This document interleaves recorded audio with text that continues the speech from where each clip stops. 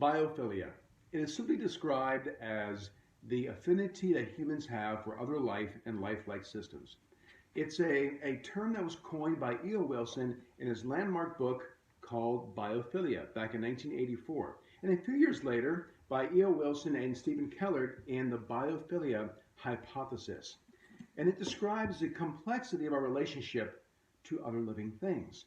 Now, my personal relationship goes back to when I was a child growing up in Louisiana, catching snakes and turtles and alligators and really falling in love with nature.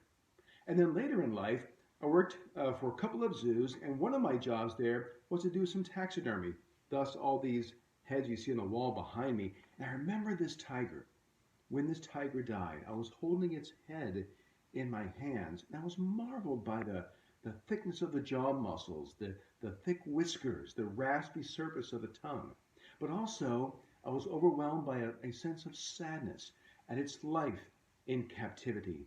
So what is that complexity of our relationship to nature? Everything from our companion animals, cats and dogs, our pets, to the way we manicure our front lawns, to animals in captivity, why we put deer heads on walls. That complexity, that is biophilia. And Stephen Keller and E.O. Wilson describe 9 characteristics.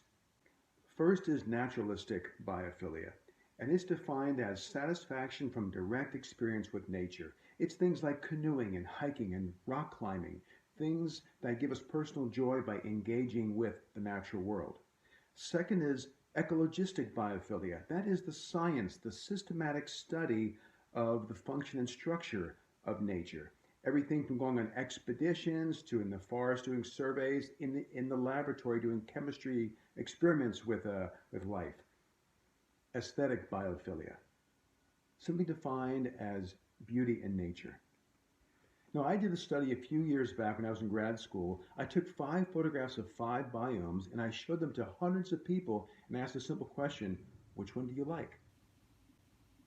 I found that regardless of experience in those habitats, everyone gravitated toward the savanna.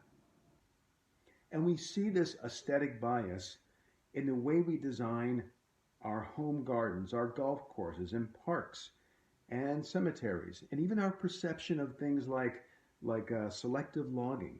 So there is this aesthetic bias to how we see other life. Symbolic biophilia.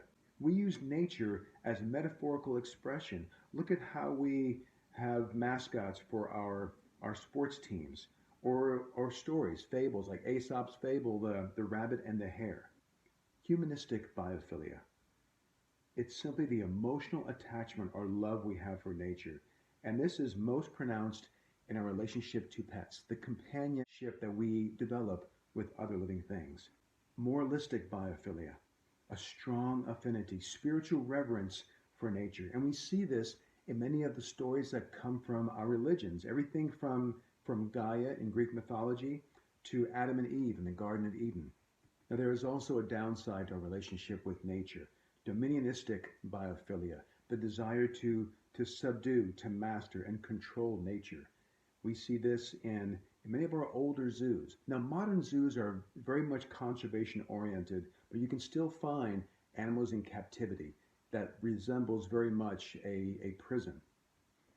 Negativistic biophilia, the fear and aversion to nature. We see phobias in society today, fears of snakes and spiders and eyes glowing from dark caves. And we can understand how we may have evolved to have these fears of things that were directly threatening to our survival. Utilitarian biophilia, the practical and material exploitation of nature, extracting timber, grains, agriculture, fisheries, even fossil fuels. Therefore, integrating biophilia into all human activities, whether it's planting your home garden or building an entire city, ensures that our basic emotional, intellectual, and physical needs are met, at the same time preserving nature.